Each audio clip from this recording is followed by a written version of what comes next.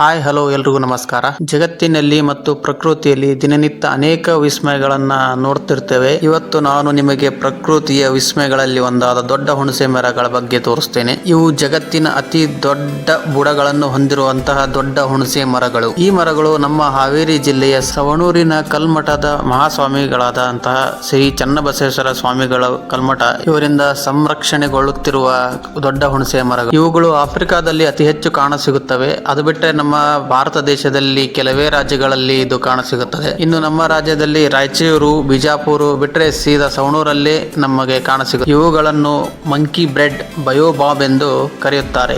ಈ ಮರಗಳು ಸಸ್ಯಲೋಕದ ಬಾಂಬಿಕೇಶಿಯಾ ಕುಟುಂಬದ ಸೇರಿದ ಮರಗಳು. ಈ ಮರಗಳು 20-25 ಮೀಟರ್ ಎತ್ತರ ಮತ್ತು 30 ಮೀಟರ್ ಅಗಲ ದಪ್ಪ ಹಾಗೆ ಬೆಳೆಯುತ್ತವೆ. ಸುಮಾರು 2000 ವರ್ಷಗಳ ಹಿಂದೆ ಒಬ್ಬರ ಸನ್ಯಾಸಿಗಳು ಈ ಬೀಜಗಳನ್ನು ನೆಟ್ಟು ಮರಗಳನ್ನು ಬೆಳೆಸಿದರಂತ ಉಲ್ಲೇಖವಿದೆ. ಆದರೆ ಯಾವುದೇ ಪುರಾವೆಗಳಿಲ್ಲ. ಸವಣೂರಿನಲ್ಲಿರುವ ಈ ಮರಗಳು ಒಂದು ಮರ 17 ಮೀಟರ್ ಎತ್ತರ ಮತ್ತು 18.8 ಮೀಟರ್ ಸುತ್ತಳತೆ ಹೊಂದಿದೆ. ಎರಡನೇ ಮರ 18.7 ಮೀಟರ್ ಎತ್ತರ ಮತ್ತು 16.7 ಮೀಟರ್ ಸುತ್ತಳತೆ ಹೊಂದಿದೆ ಮತ್ತು ಮೂರನೇ ಮರ 12.63 ಮೀಟರ್ ಎತ್ತರ ಮತ್ತು 17.5 ಮೀಟರ್ ಸುತ್ತಳತೆಯನ್ನು ವಿಶಾಲವಾದ ಮರಗಳು. ನಾನು ಈ ಮರವನ್ನು ಮುಟ್ಟಿ ಬಿಗಿತಪ್ಪಿ ನಿಂತಾಗ ಯಾವುದೋ ಒಂದು ಬೃಹದಾಕಾರದ ದೈತ್ಯ ಆನೆಯನ್ನು ಸ್ಪರ್ಶಿತ ಆದ ಅನುಭವ ನನಗಾಯಿತು. ನನ್ನಂಥ 10-15 ಜನರು ಅಪ್ಪಿಕೊಂಡು ಮಾನವ ಸರಪಳಿ ಮಾಡಿ ನಿಂತಾಗ ಒಂದು ಮರದ ಸುತ್ತಳತೆಯನ್ನು ಸರಿ ಮಾಡಬಹುದು. ಈ ಮರಗಳು ಅನೇಕ ವಿಶೇಷ ಗುಣಲಕ್ಷಣಗಳನ್ನು ಹೊಂದಿವೆ. ಡಿಸೆಂಬರ್ ತಿಂಗಳಲ್ಲಿ ಹೂಗಳಿಂದ ಕಾಯಿಗಳಾಗಿ ಇದರ ಕಾಯಿಗಳು ಹಲಸಿನ ಹಣ್ಣಿನ ಬಣ್ಣ ಮತ್ತು ತೆಂಗಿನಕಾಯಿ ಆಕಾರದಲ್ಲಿ ದೊಡ್ಡದಾಗಿರುತ್ತದೆ. ಈ ಕಾಯಿಗಳು ತಿನ್ನಲು ಸ್ವಲ್ಪ ಹುಳಿ ಮತ್ತು ಸ್ವಲ್ಪ ಸಿಹಿಯಾದ ಕಾರಣ ಇವಕ್ಕೆ ಹುಣಸೆ ಮರಗಳಂತ ಹೆಸರು ಬಂದಿದೆ. ಇಲ್ಲಿರುವ ಕಲ್ಮಠದಲ್ಲಿ 150 ವರ್ಷ ಹಳೆಯ ಕಾಯಿಗಳನ್ನು ಸಂರಕ್ಷಣೆ ಮಾಡಿಡಲಾಗಿದೆ. ಈ ಮರಗಳು ಔಷಧೀಯ ಗುಣಗಳನ್ನು ಹೊಂದಿದೆ. BP, ಶುಗರ್, ಮೂಲವ್ಯಾಧಿ ಮತ್ತೆ ಇನ್ನಿತರ ರೋಗಗಳಿಗೆ ರಾಮಬಾಣವಾಗಿ ಕೆಲಸ ಮಾಡುತ್ತದೆ. ಈ ಮರದ ಇನ್ನೊಂದು ವಿಶೇಷವೇನೆಂದರೆ ಈ ಮರದ ಬುಡದಲ್ಲಿ ಇಡುವ ಪದಾರ್ಥಗಳು ಕೆಡದಂತೆ ಉಳಿಯುತ್ತವೆ. ಹಿಂದಿನ ಕಾಲದಲ್ಲಿ ಶವಗಳನ್ನು ಇದರ ಬುಡದಲ್ಲಿ ಇಟ್ಟು ಸಂಬಂಧಿಕರು ಬರುವವರೆಗೂ ಕಾಯುತ್ತಿದ್ದರು. ಈ ಮರಗಳನ್ನು ಕಲ್ಪವೃಕ್ಷ ಎಂದು ಇಲ್ಲಿಯ ಜನರು ಕರೆಯುತ್ತಾರೆ. ಯಾಕಂದರೆ ಇಲ್ಲಿಯ ಜನರ ಆಕಾಂಕ್ಷೆಗಳನ್ನು ಈ ಮರಗಳು ಈಡೇರಿಸಿವೆ. ಆದ್ದರಿಂದ ಅವನ್ನು ಕಲ್ಪವೃಕ್ಷ ಅಂತ ಕರೀತಾರೆ. ಈ ಮರಗಳಿಗೆ ಬಾವಲಿಗಳಂತೂ ತುಂಬಾನೇ ಇಷ್ಟ. ಯಾಕಂದರೆ ಇಲ್ಲಿ ಸಾವಿರಾರು ಬಾವಲಿಗಳು ತನ್ನ ವಾಸಗೃಹವನ್ನಾಗಿ ಮಾಡಿಕೊಂಡಿದೆ. ಈ ಬಾವಲಿಗಳು ಸದಾಕಾಲ ಮರದಲ್ಲಿ ನೇತಾಡುತ್ತಾ ಕೂಗುತ್ತಾ ಪ್ರವಾಸಿಗಳನ್ನು ನೋಡುವಂತೆ ಮಾಡುತ್ತವೆ.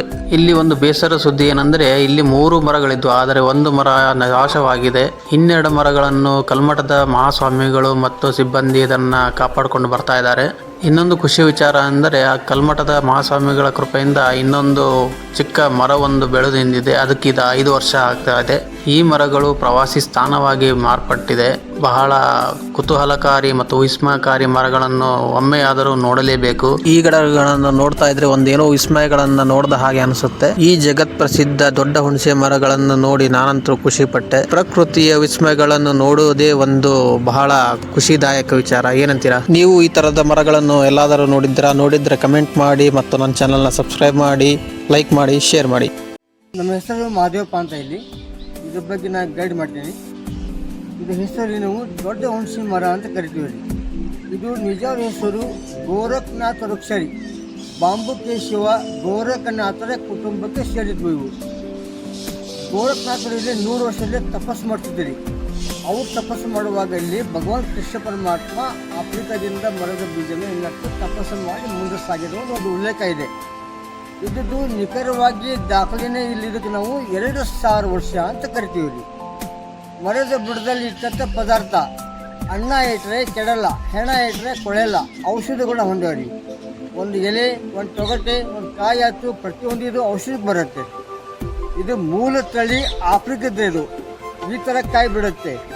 ಅದು ಒಳಗೆ ಹೆಚ್ಚಿದ ಬೋಟ್ ಇರ್ತದೆ. ಒಳಗಡೆ ಒಂಥರ ಬಿಳಿ ಬೆಟ್ಟೆ ಇರ್ತದೆ ಒಳಗೆ.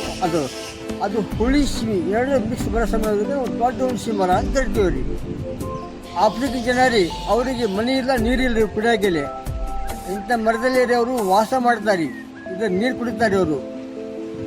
ಇದರೊಳಗೆ ಏನಿಲ್ಲ ಜೀವ ಪೂರ್ತಿ ಪಳ್ಳು ಇರುತ್ತೆ. ಇದರ ಒಳಗಡೆ ರೀ 1000 ಟನ್ ನೀರು ಇರುತ್ತೆ ಈ ಮರದಲ್ಲಿ. ಇದು ಔಷಧಿ ಗುಣ ಹೊಂದವ್ರಿ. ಇದು ನೋಡಿ, ಇದು ಮರದಲ್ಲಿ ಏನು ಐತಲ್ರಿ ಮರ, ಇದಕ್ಕೆ ನೀವು ಏನಾರ ಸಂಕಲ್ಪ ಮಾಡಿಕೊಂಡು ನಾವು ಏನೋ ನೀವು ಧ್ಯಾನ ಮಾಡಿ ಬೇಡ್ಕೊಂತೀರಿ ಅದು ಈಡೇರುತ್ತೆ ಅಂತ ಒಂದು ನಿಮಗೆ ಸೂಚನೆ ಕೊಡುತ್ತೆ.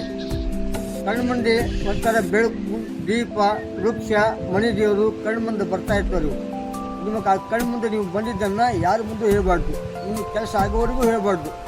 ತಮ್ಮ ಕೆಲಸ ಎಲ್ಲವೂ ಈಡೇರಿಂದ ತಮಗೆ ಒಳ್ಳೆಯದಾಗಿಂದ ಬಂದು ಹೋಗ್ತೀನಿ ಅಂತ ಹೇಳ್ಬೇಕು. ಇದು ವೃಕ್ಷಗಳಿಗೆ ಕೊಡ್ತೀನಿ ಅಂತ ಹೇಳ್ಬಾರ್ದು. ಇದು ವೃಕ್ಷಗಳಿಗೆ ಅದಕ್ಕೆ ನಾವು ಇದಕ್ಕೆ ಜಗತ್ತೇ ಪ್ರಸಿದ್ಧವಾದಂಥ ಕಲ್ಪವೃಕ್ಷ ಅಂತ ಕರಿತೀವಿ ರೀ. ನೋಡ್ರಿ ಗೆಳೆಯರೆ, ಇಷ್ಟೆಲ್ಲ ಮಾಹಿತಿಯನ್ನು ಹಂಚಿಕೊಂಡದ್ದ ಅವ್ರಿಗೆ ಧನ್ಯವಾದಗಳು. ಸಿಗೋಣ ಮುಂದಿನ ಸ್ಟೋರಿಯಲ್ಲಿ. Thank you.